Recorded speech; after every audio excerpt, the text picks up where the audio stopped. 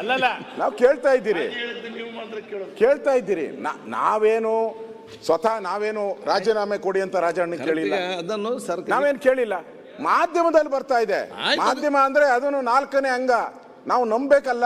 ಈಗ ವಿಚಾರ ಪ್ರಸ್ತಾನ ಮಾಡಿದಿರಿ, ಸರ್ಕಾರ ಏನ್ ಹೇಳ್ತದೆ ನೋಡುವ. ಅಲ್ಲ, ಒಬ್ಬ ದಲಿತ ನಾಯಕರಿಗೆ ಅನ್ಯಾಯ ಆಯ್ತು ಬೆಲ್ಲದವರೇ, ಯಾಕೆ ಮತ್ತೆ ಚರ್ಚೆ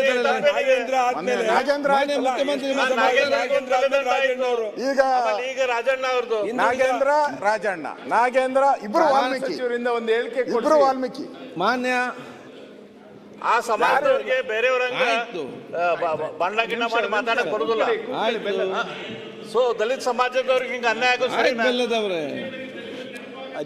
ಅಧ್ಯಕ್ಷರೇ, ಮಾನ್ಯ ವಿರೋಧ ಪಕ್ಷದ ನಾಯಕರು ಹಾಗೂ ಹಿರಿಯ ಶಾಸಕರು ಏನು ಪ್ರಸ್ತಾಪ ಮಾಡಿದ್ದಾರೆ, ಮಂತ್ರಿ ಆಗಿದ್ದಾರೆ ಇರ್ತಾರೆ ಅಂತ ಹೇಳ್ಬಿಡ್ಲಿ, ಮುಗ್ದೋಯ್ತು. ಇದಕ್ಕೆ ಹೋಗಿದೆ ಅವರಿಂದಾನೇ ಅಧಿವೇಶನ ಎಲ್ಲ.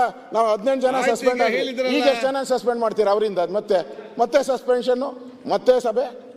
ಈಗ ಸರಿ, ಅದರಿಂದಾನೇ ಆಗಿದ್ದಲ್ಲ ರಾಜೀನಾಮೆ ಕೊಟ್ಟಿದ್ದಾರೆ ಅಂತ. ಈಗ ಒಂದ್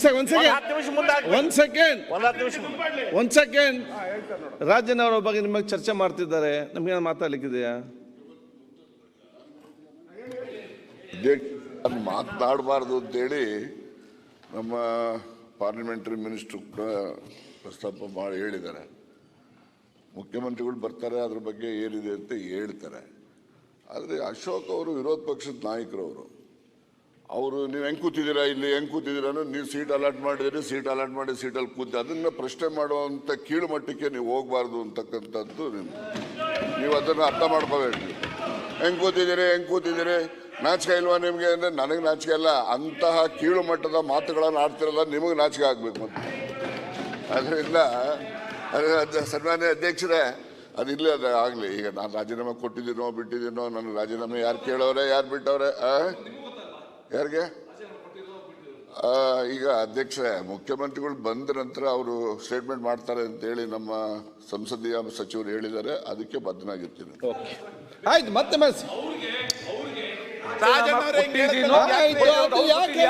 ಬಿಡಿ, ಅವ್ರಿಗೆ ಬಿಡಿ, ನೀವ್ ಹೇಳ್ದಾಗ ಹೇಳ್ಬೇಕು. ಯಾಕೆ ನೋಡಿ, ಮತ್ತೆ ಕೇಳ್ಬೇಡಿ.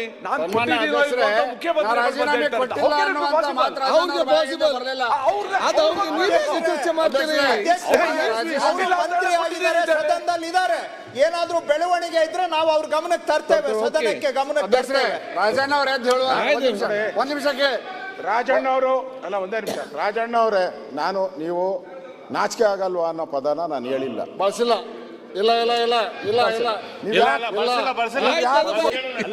ನಾವು ಕೇಳ್ತಾ ಇದ್ದೀರಿ ನಾವೇನು ಸ್ವತಃ ನಾವೇನು ರಾಜೀನಾಮೆ ಕೊಡಿ ಅಂತ ರಾಜಣ್ಣ ಕೇಳಿಲ್ಲ, ಅದನ್ನು ನಾವೇನು ಕೇಳಿಲ್ಲ. ಮಾಧ್ಯಮದಲ್ಲಿ ಬರ್ತಾ ಇದೆ. ಮಾಧ್ಯಮ ಅಂದ್ರೆ ಅದನ್ನು 4ನೇ ಅಂಗ, ನಾವು ನಂಬೇಕಲ್ಲ. ಈಗ ವಿಚಾರ ಪ್ರಸ್ತಾನ ಮಾಡಿದಿರಿ, ಸರ್ಕಾರ ಏನ್ ಹೇಳ್ತದೆ ನೋಡುವ. ಅಲ್ಲ, ಒಬ್ಬ ದಲಿತ ನಾಯಕರಿಗೆ ಅನ್ಯಾಯ ಆಯ್ತು ಬೆಲ್ಲದವರೇ, ಯಾಕೆ ಮತ್ತೆ ಚರ್ಚೆ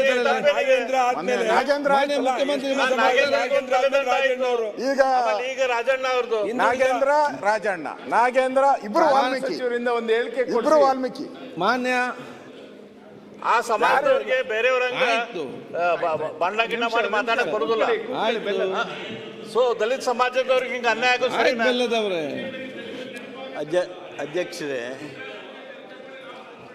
ಮಾನ್ಯ ವಿರೋಧ ಪಕ್ಷದ ನಾಯಕರು ಹಾಗೂ ಹಿರಿಯ ಶಾಸಕರು ಏನು ಪ್ರಸ್ತಾಪ ಮಾಡಿದ್ದಾರೆ, ಮಂತ್ರಿ ಆಗಿದ್ದಾರೆ ಇರ್ತಾರೆ ಅಂತ ಹೇಳ್ಬಿಡ್ಲಿ, ಮುಗ್ದೋಯ್ತು. ಇದಕ್ಕೆ ಹೋಗಿದೆ ಅವರಿಂದಾನೇ ಅಧಿವೇಶನ ಎಲ್ಲ. ನಾವು 18 ಜನ ಸಸ್ಪೆಂಡ್ ಆಗಿ ಈಗ ಎಷ್ಟು ಜನ ಸಸ್ಪೆಂಡ್ ಮಾಡ್ತೀರಾ ಅವರಿಂದ? ಮತ್ತೆ ಸಸ್ಪೆನ್ಷನ್, ಮತ್ತೆ ಸಭೆ. ಈಗ ಸರಿ, ಅದರಿಂದಾನೇ ಆಗಿದ್ದಲ್ಲ ರಾಜೀನಾಮೆ ಕೊಟ್ಟಿದ್ದಾರೆ ಅಂತ. ಈಗ ಒಂದ್ ಸೆಕೆಂಡ್ ರಾಜನ್ ಅವರ ಬಗ್ಗೆ ನಿಮಗೆ ಚರ್ಚೆ ಮಾಡ್ತಿದ್ದಾರೆ, ನಮ್ಗೆ ಮಾತಾಡ್ಲಿಕ್ಕಿದೆಯಾ? ಮಾತನಾಡಬಾರ್ದು ಅಂತೇಳಿ ನಮ್ಮ ಪಾರ್ಲಿಮೆಂಟರಿ ಮಿನಿಸ್ಟ್ರು ಕೂಡ ಪ್ರಸ್ತಾಪ ಮಾಡಿ ಹೇಳಿದ್ದಾರೆ. ಮುಖ್ಯಮಂತ್ರಿಗಳು ಬರ್ತಾರೆ, ಅದ್ರ ಬಗ್ಗೆ ಏನಿದೆ ಅಂತ ಹೇಳ್ತಾರೆ. ಆದರೆ ಅಶೋಕ್ ಅವರು ವಿರೋಧ ಪಕ್ಷದ ನಾಯಕರವರು, ಅವರು ನೀವು ಹೆಂಗೆ ಕೂತಿದ್ದೀರಾ ಇಲ್ಲಿ ಹೆಂಗೆ ಕೂತಿದ್ದೀರಾ ಅನ್ನೋ ನೀವು ಸೀಟ್ ಅಲಾಟ್ ಮಾಡಿದಿರಿ, ಸೀಟ್ ಅಲಾಟ್ ಮಾಡಿ ಸೀಟಲ್ಲಿ ಕೂತಿ ಅದನ್ನು ಪ್ರಶ್ನೆ ಮಾಡುವಂಥ ಕೀಳು ಮಟ್ಟಕ್ಕೆ ನೀವು ಹೋಗಬಾರ್ದು ಅಂತಕ್ಕಂಥದ್ದು ನೀವು ಅದನ್ನು ಅರ್ಥ ಮಾಡ್ಕೋಬೇಕು. ಹೆಂಗೆ ಕೂತಿದ್ದೀರಿ ನಾಚಿಕೆ ಇಲ್ವಾ ನಿಮಗೆ ಅಂದರೆ ನನಗೆ ನಾಚಿಕೆ ಇಲ್ಲ. ಅಂತಹ ಕೀಳು ಮಟ್ಟದ ಮಾತುಗಳನ್ನು ಆಡ್ತಿರಲ್ಲ, ನಿಮಗೆ ನಾಚಿಕೆ ಆಗಬೇಕು. ಮತ್ತು ಅದರಿಂದ ಸನ್ಮಾನ್ಯ ಅಧ್ಯಕ್ಷರೇ ಅದಿಲ್ಲ, ಅದು ಆಗಲಿ. ಈಗ ನಾನು ರಾಜೀನಾಮೆ ಕೊಟ್ಟಿದ್ದೀನೋ ಬಿಟ್ಟಿದ್ದೀನೋ, ನನ್ನ ರಾಜೀನಾಮೆ ಯಾರು ಕೇಳೋರೆ ಯಾರು ಬಿಟ್ಟವ್ರೆ ಯಾರಿಗೆ? ಈಗ ಅಧ್ಯಕ್ಷರೇ, ಮುಖ್ಯಮಂತ್ರಿಗಳು ಬಂದ ನಂತರ ಅವರು ಸ್ಟೇಟ್ಮೆಂಟ್ ಮಾಡ್ತಾರೆ ಅಂತೇಳಿ ನಮ್ಮ ಸಂಸದೀಯ ಸಚಿವರು ಹೇಳಿದ್ದಾರೆ. ಅದಕ್ಕೆ ಬದ್ಧನಾಗಿರ್ತೀನಿ. ಆಯ್ತು, ಮತ್ತೆ ಯಾಕೆ ಹೇಳ್ತಾಳೆ ಬಿಡಿ, ಅವ್ರಿಗೆ ಬಿಡಿ, ನೀವ್ ಹೇಳ್ದಾಗಲೇ ಹೇಳ್ಬೇಕು. ಯಾಕೆ ಸರಿಯಲ್ಲ ನೋಡಿ, ಮತ್ತೆ ಕೇಳ್ಬೇಡಿ. ಅವ್ರಿಗೆ ಪಾಸಿಬಲ್ ಅದು, ಅವ್ರಿಗೆ ನೀವೇ ಚರ್ಚೆ ಮಾಡ್ತೀರಿ. ಮಂತ್ರಿ ಆಗಿದ್ದಾರೆ, ಸದನದಲ್ಲಿ ಇದ್ದಾರೆ. ಏನಾದ್ರೂ ಬೆಳವಣಿಗೆ ಇದ್ರೆ ನಾವು ಅವ್ರ ಗಮನಕ್ಕೆ ತರ್ತೇವೆ, ಸದನಕ್ಕೆ ಗಮನಕ್ಕೆ ತರ್ತೇವೆ. ರಾಜಣ್ಣ ಅವ್ರ ಎದ್ದು ಹೇಳುವ ಒಂದ್ ನಿಮಿಷಕ್ಕೆ ರಾಜಣ್ಣ ಅವರು ಅಲ್ಲ, ಒಂದೇ ನಿಮಿಷ. ರಾಜಣ್ಣ ಅವರೇ, ನೀವು ನಾಚಿಕೆ ಆಗಲ್ವಾ ಅನ್ನೋ ಪದನ ನಾನು ಹೇಳಿಲ್ಲ, ಬಳಸಿಲ್ಲ.